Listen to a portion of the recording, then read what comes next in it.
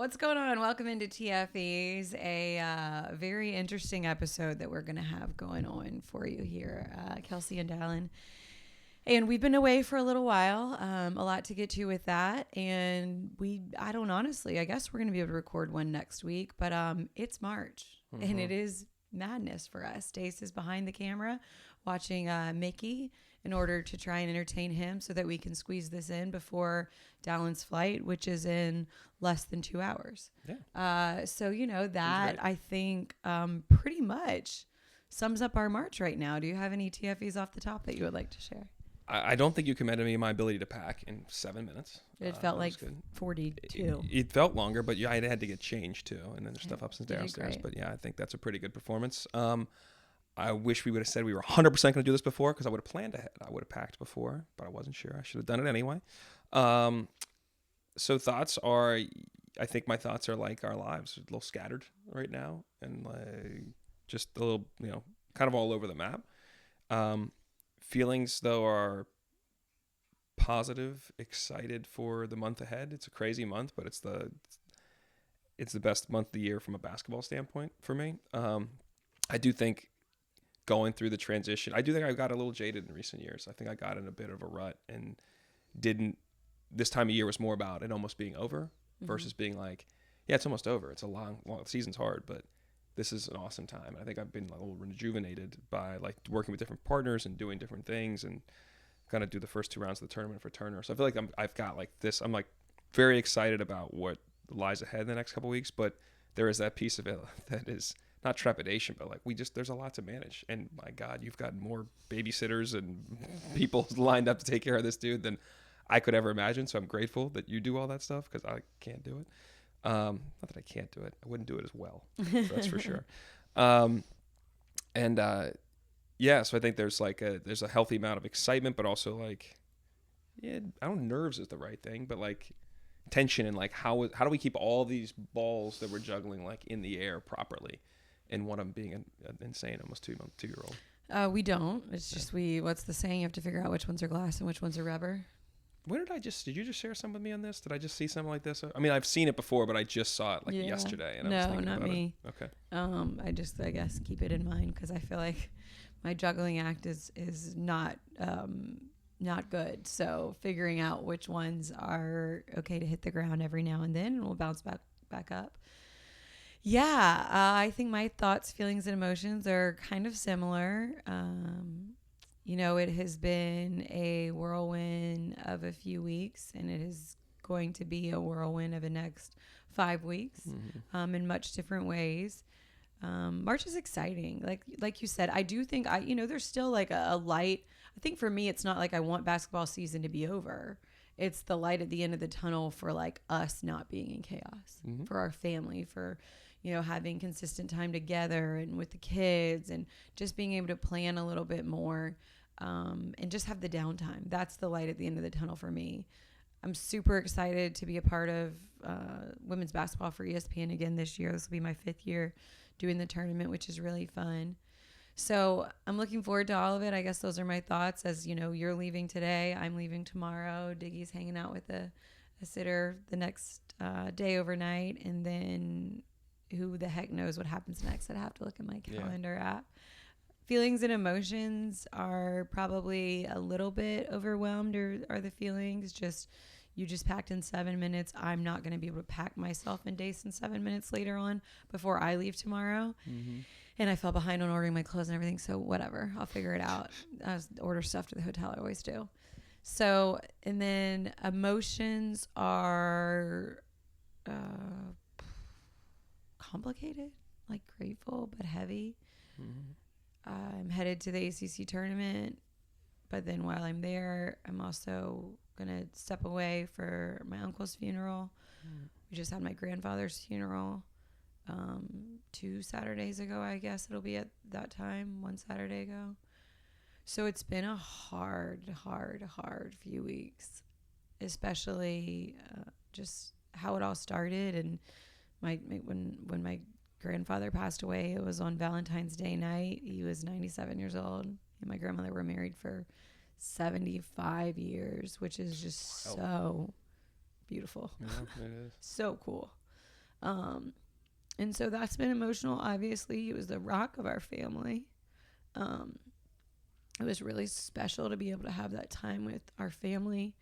It's, I mean, a little funny because last May we thought we were going to lose him. So it was almost like we had a dry run. It was like a living memorial for Papa Yeah, it was. in the room. And then he ended up giving us, 8 more months and good months. Like he was Papa again. And Dace and I had just seen him the week before, which was really, really special. And he was healthy and good. So we didn't know that it was coming.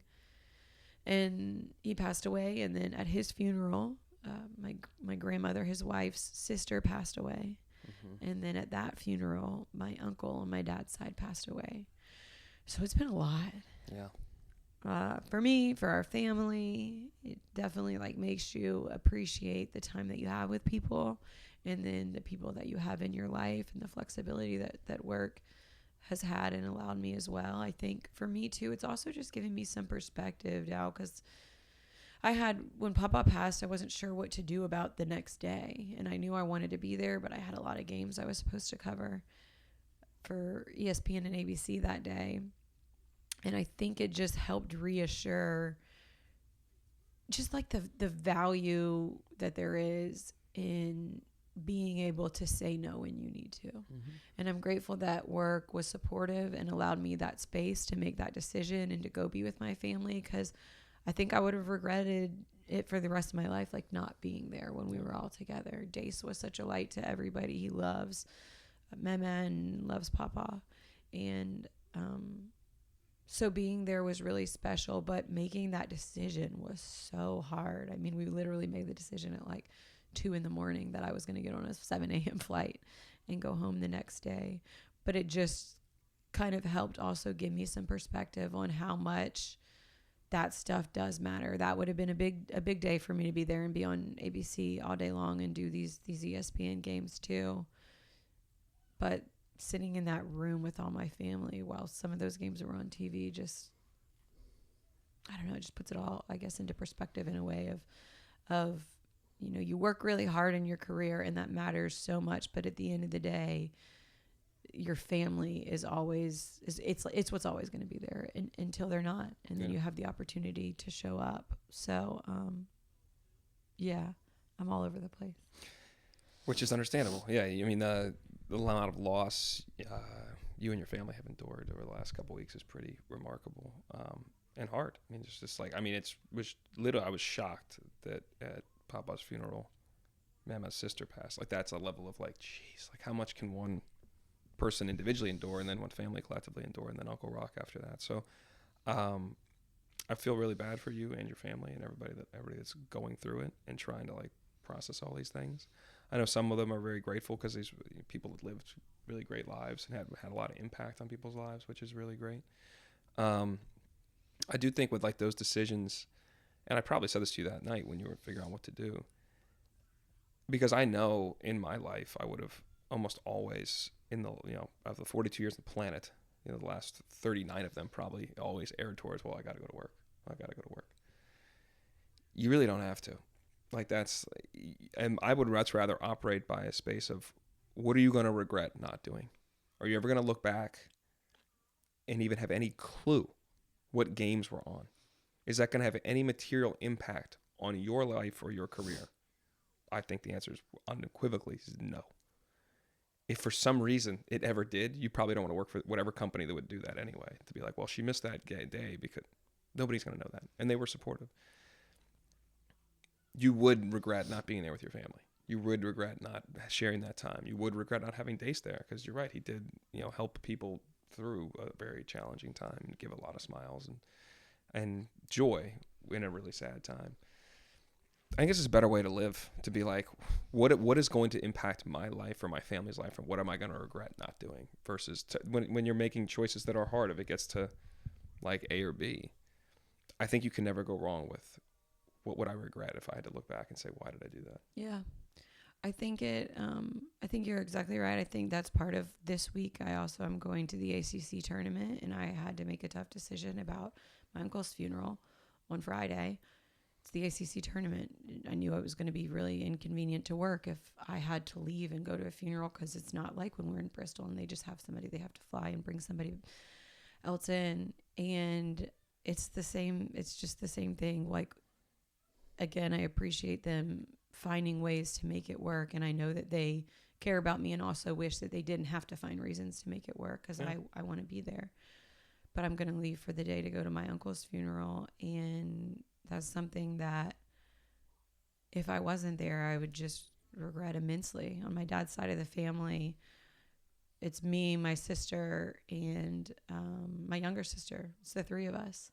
I had an older cousin, and he passed away when I was in college. And then my Uncle Rock's son is older, and he's still alive. But my aunts and uncles, they did everything with us growing up and for us, and just are so good to us and cherish us. And Uncle Rock was a football coach and a basketball coach.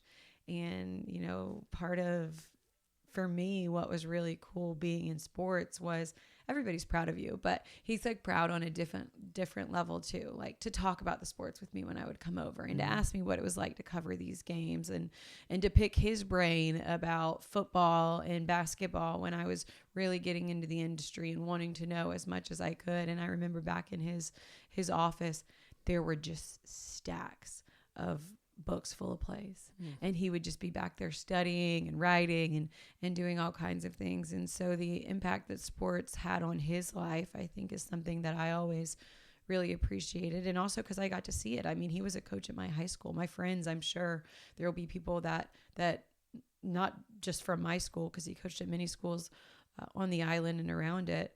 There'll be friends that I have that come because of the impact that my uncle made on their life. And so for me to be able to be there is something that I feel like is really important. But I think it also is like, in some ways, you have just like innately, in some people more than others, and I know you think that I have it a lot, this fear of missing out. And so you just have to figure out, because for me, even, you know, when you're deciding on work, it's like, well, what am I missing at work? What does that do? Will it put me behind, whether it's, you know, behind with work or just behind in life from not seeing those games, or what, you know, you just go through all of the thoughts in your head about what it would be like to miss out on that. And I guess at the end of the day, in these situations, there's power in prioritizing what you know is going to matter more later. The last example I have is I just went out of town with some girlfriends, just literally for the night, for one of my friends from college birthday. And they were talking about one of the friends who was there, her wedding. You know, this happened and that happened, and I wasn't at the wedding. I can't tell you what I had to cover that day. I can't tell you where I was. I can't even remember what point in my career in local news, if I was in Myrtle Beach or Charlotte, but I just know I couldn't go to the wedding. And as they were sitting there talking about it, I'm like, how powerful of a moment is this for me as I'm going through all of this stuff with having to make hard decisions about missing work to be there for my family, to be sitting here with my friends from college who, you know, we played over a decade ago and are still friends. And I'm like, man, I wish I would have been at that wedding. Where was I? Somewhere at work. And I did feel in local news like I didn't have the flexibility. You were like hanging on for dear life in local news. Well, I do think that's also where there's, you know, you put those years. You're almost 40. I am past 40. Like you're. Okay, calm down. I'm 37. 37. Am I 37? You ask that every time. Yes, you're 37. You're scared. I mean, that's not almost 40. God, 39 is almost 40. Okay. My point is, you put the years in, hopefully, till you get to a point in your career where there are major life things, you can make a decision and feel good about that decision. That's why I said for most of my career, it was also how I'm wired, but I would have been work first. But there are times where, whether you feel for whatever reason, or there may be practical reasons that you cannot miss something, maybe. But as you work, hopefully you've moved up enough in your career that you can make that choice and have an employer that supports that choice. That's part of putting in all the grinding years through the 20s and 30s. I think my grandfather's funeral too, and just everything that I heard and saw and got to experience, and hearing from so many family members and people that Popeye touched their life in 97 years. And then actually the Mel Robbins podcast that I listened to, they just in one of their episodes were talking about how they do like living eulogies. Like they recently sat down, one of the guys who wrote this book sat down with a bunch of his friends and was like, why do we wait to say all these things until we're gone? Like, how do you feel about people? What's the impact that they've made on your life? Do they know? Like, do they know how impactful having them in your circle was? Do they know what it would be like if they weren't here? And they were talking about how it's a really morbid exercise. But even before that, I'm grateful because I do think Papa knew.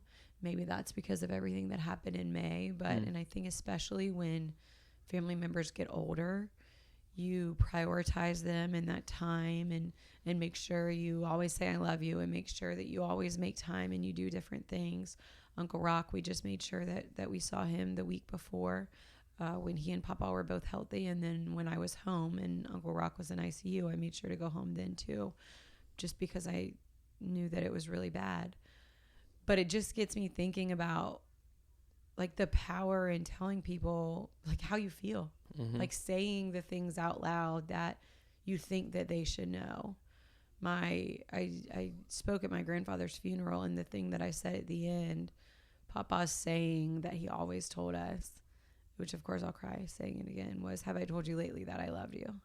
And you would play along and say, no, Papa, you haven't. And he would always say, well, darling, I'm telling you now. You always knew what he was going to say. You knew he loved you. It was predictable. It was his little bit. It was his little way of being funny. But part of what I said at the funeral was tell people, like, even if they're expecting it, there's power in you saying it again and leaving no question and making sure that they know. And, you know, we've talked about it's how I grew up, about never going to bed mad. You know, my parents instilled it in me. I didn't realize that was something that Mama and Papa had instilled in my mom, and that, you know, they passed along to us. But I just think that there is something about experiencing the end of people's lives that makes you want to make sure that all the people know how much you love and appreciate them. Because while Papa was 97 and you knew that his time was winding down, none of us know. We don't know when the end is for anybody that we love.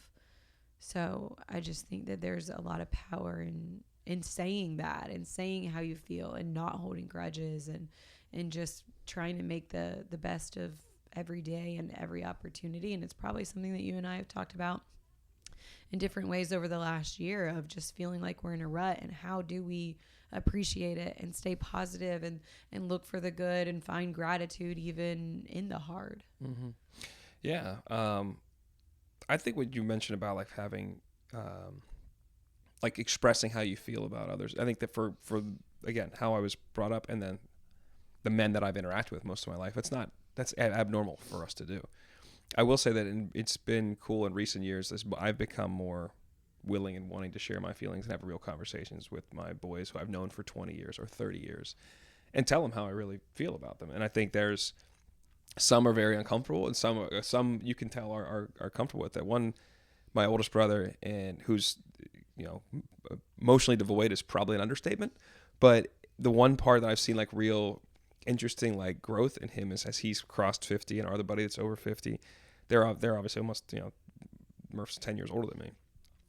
They're in a different life space, but as I've kind of gotten to a different space mentally and emotionally, I will communicate this. And they're randomly, I would say like every like 5 or 6 months, there's like some text conversation that makes us is just somebody will say like how much they value, appreciate, and love what we have, like us three in particular. And there are other guys like that I feel the same way, but what level of them wanting to communicate it is different. And it's like trying to bring them along if they don't need to reciprocate, but I want you to know. And I think I could do a better job. I think everybody could, because it is,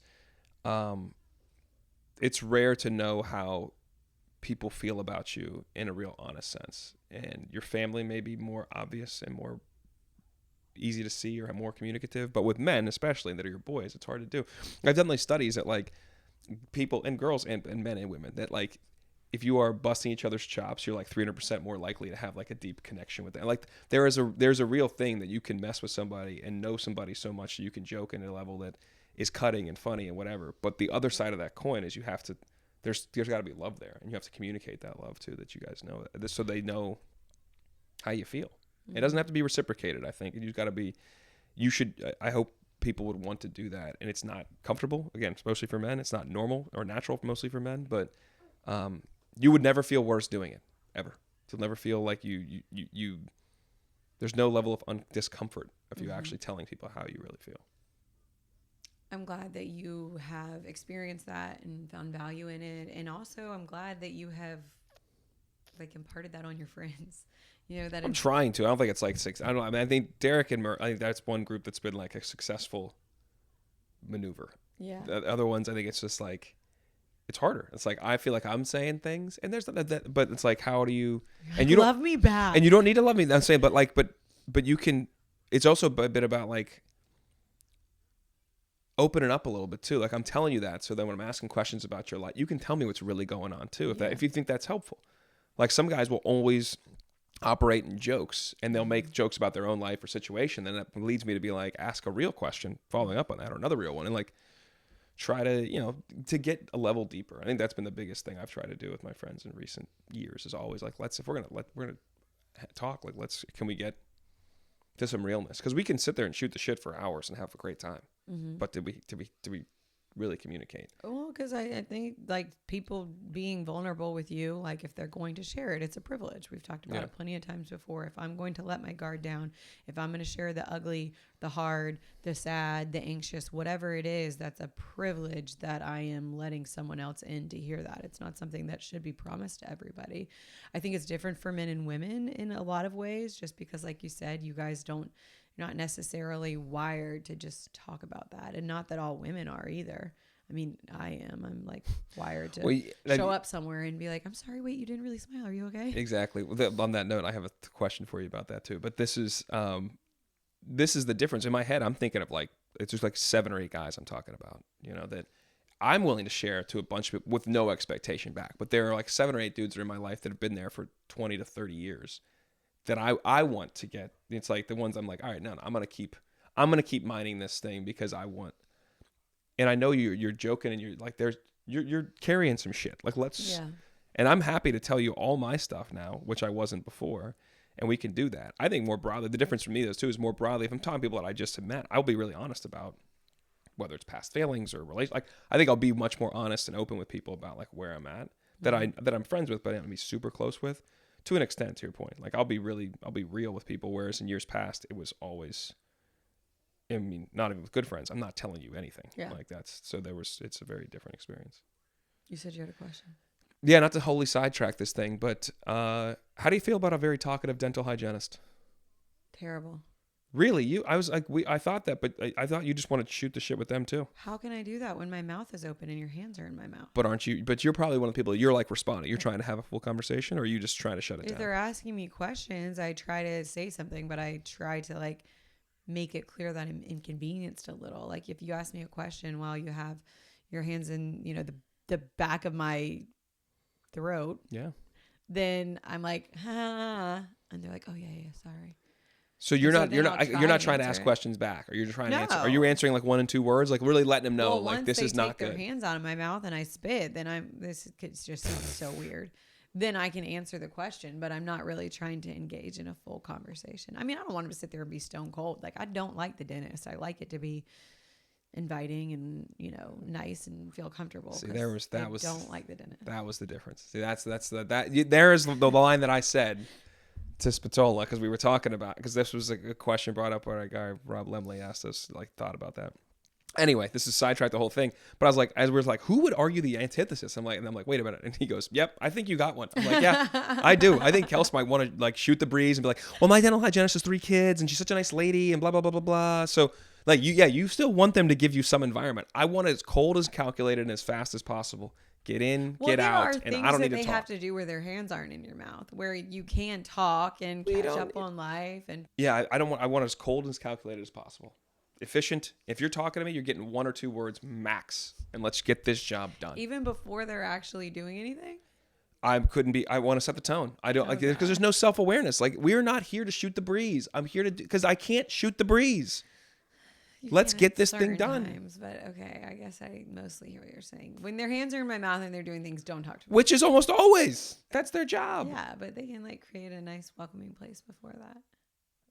Exactly. I knew we had one. Okay. Anyway, sorry. Continue. This was a heck of a sidebar. Heck of a sidebar and heck of a eyes over here as base man. Well, he's probably going to make an appearance in the podcast soon. I'm sure he'll find his way over here. Let's go March Madness just really quickly. We talked about like the excitement with it, but what's it like for you as a guy? I mean, I didn't play basketball. Dace, sit on your bottom.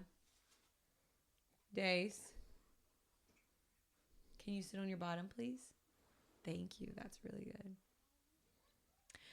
As a guy who played college basketball, to get to be a part of these moments that are going to, for some players, in a lot of, not define the rest of their lives, but be pivotal parts of the rest of good and bad. Yeah. Because it's only good for one team. I love this time of year. I love the event. Like I said, I feel a little rejuvenated around it. It was my greatest goal in life to have never accomplished, honestly, was to play in the NCAA tournament. Never happened.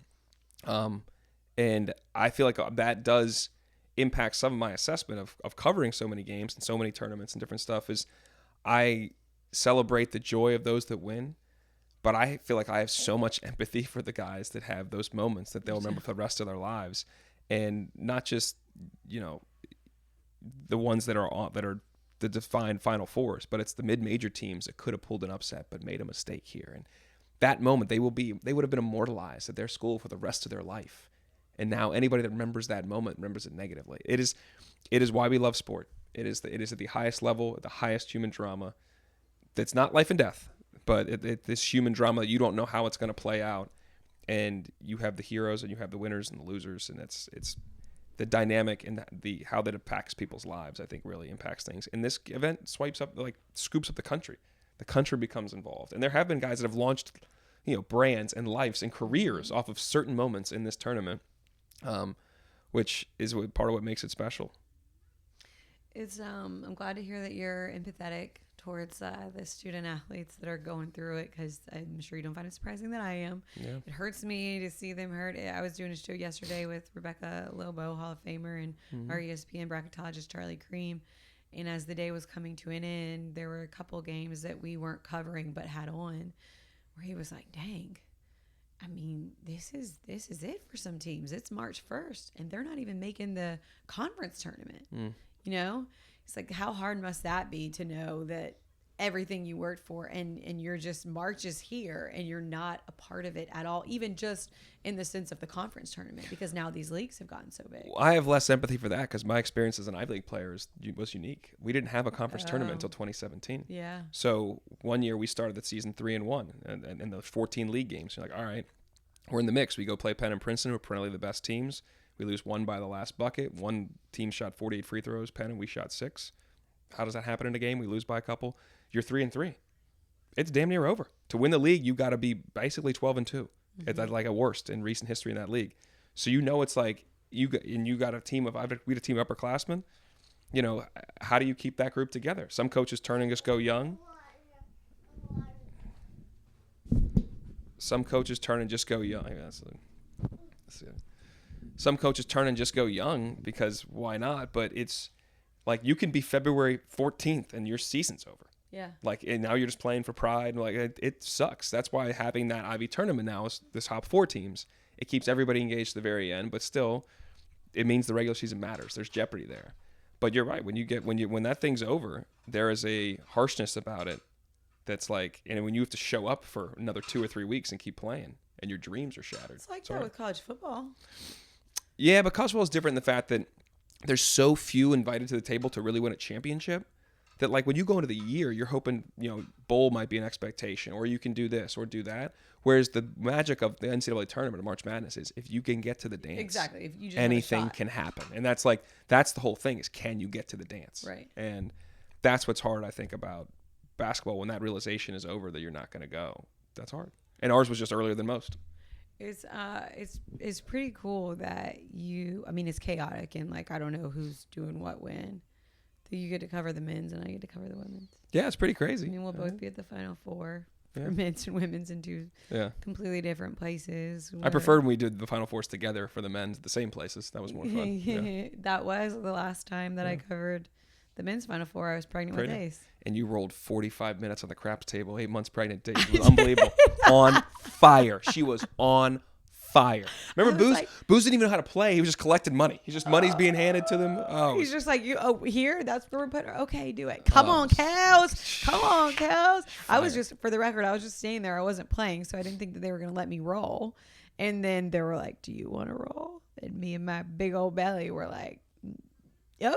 That was an amazing roll. We were on fire. Never again. You were on fire before that, yeah. And then I got even hotter. That was, it was back to back. It was like a $3,000 back to back. Because like I rolled for like 25, 30 minutes. You rolled for 45 minutes. We made people some money. And I know that everybody went home being like, the pregnant lady on the craps table was rolling, man. Like her she vibe. won so much money for all of us. I think Luke had crapped out before and missed the part. He was not happy. He was like, dude, what the heck? I'm like, you should have bought back in, bro. God, the good old days. Yeah, days, the good old days with our guys, Luke and Booze, and Joel was there too. But I don't think Joel he didn't want to get in on it. It was a little too confusing, a little too much. It was cool when we got to cover the same, but it is really special that we get to cover these. I was trying to think how many Final Fours this will be for me. I mean, now it's my 7th year at ESPN, and I've covered one every year, which is crazy. And then I got to cover, actually, when Joel Berry won the national championship, I got to cover that as well because I was living in Charlotte. Those events are really, really special. And it's been really, I'm sure you agree too, to see what the women's game has looked like and the growth and the changes over the years that, you know, even in the last 5 years that I've done the tournament from year one to now, the buy-in and just the superstars and, yeah, it's just, it's really cool. It's going to be really special. Do you have anything you want to get off your chest about predictions that you want to sit here and make on March 2nd? Not yet. I mean, all thing I keep saying to Florida, people keep saying was Florida was 22-1 to win the national championship at the men's side 3 weeks ago. They're now 11-1. That number is going to keep coming down. They are one of the top 4 teams in the country. They could easily repeat. And for wholly separate reasons, I really hope they do. We'll explain those at a later date. Your guy, Todd. That would be really cool to see them go back to back. I don't think there's any UConn's odds to go back to back probably aren't even on the board on the womenmen's side. Well, they're on the board. They're probably just really not. There's no value. There ain't no value in that. Yeah, you're definitely not making your money back. I'm sad that you have to go. Me too, baby. See you soon. What's the hardest part for you about this, like, juggle and being away? And why is it being away from me? Well, it's only, it's being away from you. Secondarily, being away from Dace. A distant second. I love you so much, Dace. But I think the difference is right now is I'm going for like 36 hours. This is a normal trip for me. I'm coming right back. Yeah. You're going to the ACC tournament. You're gone for 6 days. We just went through the emotional piece. If you're going to go back to your uncle's funeral, there's a lot you're processing right now. All I'm thinking about is go down, come back, deal with Dace. I'm doing 1 day of the A10 women's tournament. A lot of crash course studying to do there. And it still feels like a normal week to me. Like next week is when I do the NCAA tournament in a couple weeks, that'll feel chaotic. But this week still feels like relatively normal for me to leave. It's just when I come back and you're not here. Yeah. And then I'm the one juggling this guy and everything else. That's going to feel hard. But the hardest part is just being us being in different places physically, mentally, and sometimes emotionally, consistently is hard. And that's the hardest part. Obviously for you, for me, it's missing you first and Day second too. Yeah, right. I was saying this to you, and then I know we have to go. I was saying this to you. It's so hard to be away from you, but I think, and I know he doesn't understand it, but I think like the fact that he doesn't understand it, and he has so many people that love him, and he had so much fun being with my parents. He's gonna have so much fun with the sitters that he's with and being with you here. But like for me, this 2-week period and the amount of time I'm not with him when he's changing and learning and growing so much and is attached to me right now. Come here more, Mickey. Come here, Dace. It's just hard. And I know like it doesn't have some lasting impact on him. And he has an awesome time. Yeah, Mickey. Yeah, come sit with mommy really quick because we're done. Come here. That's like the hardest. Like being not with you is not easy, but we can still communicate and we understand why. And then I just have this like mom guilt of I'm really proud of everything that I'm doing, but like I'm not with my baby for these long stretches. Like if it's a quick trip, I just feels different. Well, we'll leave you on this, folks. You have the mom guilt. That dad guilt don't exist. I'll tell you what. And I know what you want him to come over to make it a nice picturesque ending. I love the fact that he will not perform. He does not perform. So he's hanging out. Yeah, there you go. You want to say something on the microphone? Microphone, yeah. Do you want to say something on the microphone? What do you want to say? Hi to who? You don't have to put your mouth on it. No. Can you say I love you? I see Dada. You see see Dada? Dada. Can you say bye-bye? Bye-bye. Bye-bye. You want to go see Dada? Bye-bye, Dace, man. Bye-bye. Mommy. Daddy's See you in the gotta go middle of to the March plane. Madness. Hi. Dace, man. Can you say TFEs? Say TFE. I TFE. say God. You do that. Ha ha.